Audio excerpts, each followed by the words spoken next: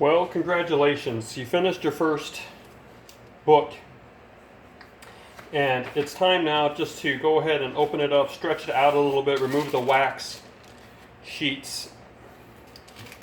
Just make sure that you give the book a good stretch, starting from the front or back, and just moving forward a bit.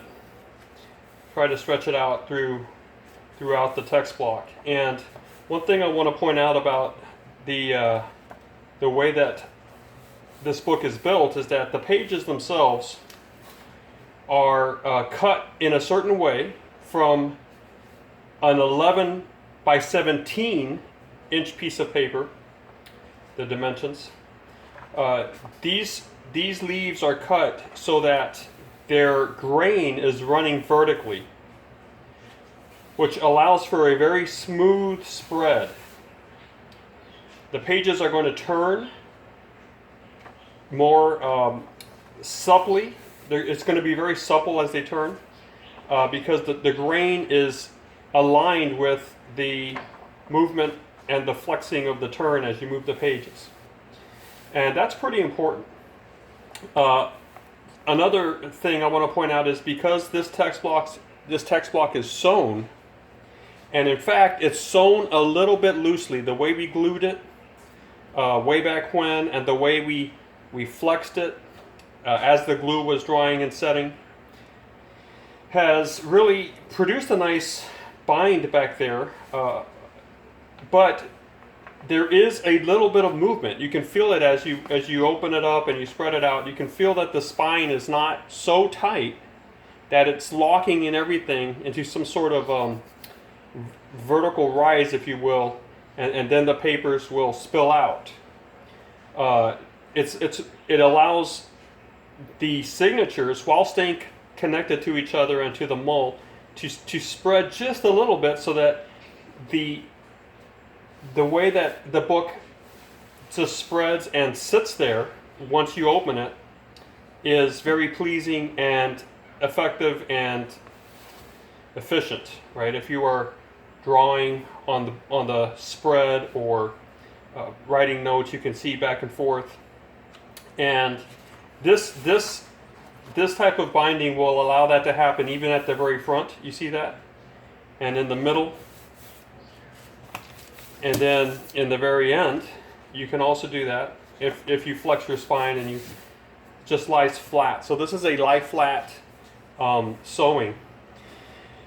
And it's one of the things that makes this journal a high quality journal. All right, I challenge you to go to your bookshelf. First, I don't think you're going to find any book that's sewn on there, but just pull 5 hardbacks off the shelf and see if they lie like this when you open them up and spread them out, and see if they stay open. Paperbacks, it's a given they're not, because of the perfect binding they have in the glue. It's just not going to happen. So once you begin to experiment with your own style and you want to take this whole process a couple steps further down the line, and you start building your own braces and tools, and you start cutting your own paper and whatnot, it really is important that you learn how to recognize when how the grain of the paper is running, and then to fold or cut accordingly. And you always want the grain to be vertical on your text block. For craft paper, you can often hold it up to the light. You can put your eye to the level of the paper, and you can look down, and you can tell how the grain is running. If you experiment with that, you can see that a certain shine is apparent when you are eyeballing the grain straight on, and you can even begin to see the fibers as they are lying on the actual leaf, or the sheet, excuse me. Another way to tell is, well, one kind of rule of thumb is that the grain is always going to be vertical for paper that you buy. I wouldn't say that's an absolute rule, but you can more or less count on it. So if you want to practice what I was saying, get a piece of copy paper, letter size, 8.5 by 11, and just kind of fold it a little bit like this, and get a light source maybe, turn the lamp on, and try to look right down that channel, and you'll be able to see the grain. If you need to put on some magnifying glasses, that might work. Then try the other way. You can hold it up a little bit to the light and see what you see. All right. So sometimes I make a little channel. Sometimes it's flat. So you decide what allows you the best visual to see that grain. If you are getting really good at feeling it, you can feel literally how it bends. That's a very supple bend. It's very pliable here. Very pliable. I can feel it. Here I feel a little more tension, believe it or not. Once you do this hundreds of times, as you just work with paper, you will begin to recognize that you can feel that for some materials.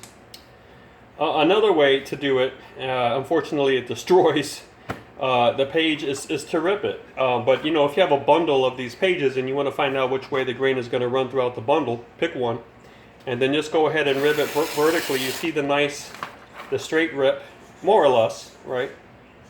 It's more or less staying in the middle. Now let's go sideways.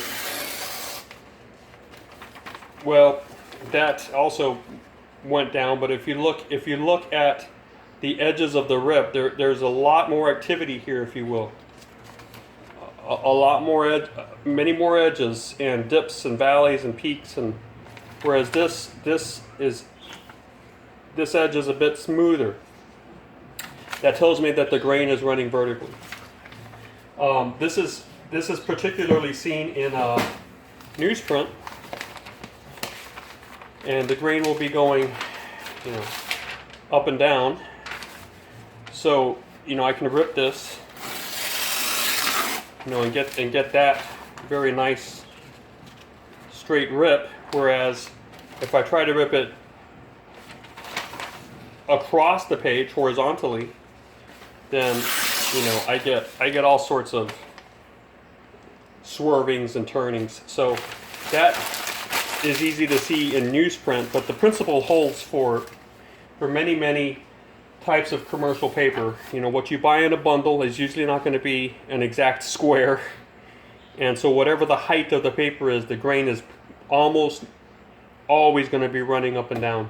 If you have any suspicion, fold it, bend it vertically, bend it horizontally, see if you can tell where there's more stress, where it's a little harder to bend. You're bending against the grain. Okay, there it is. A beautiful book.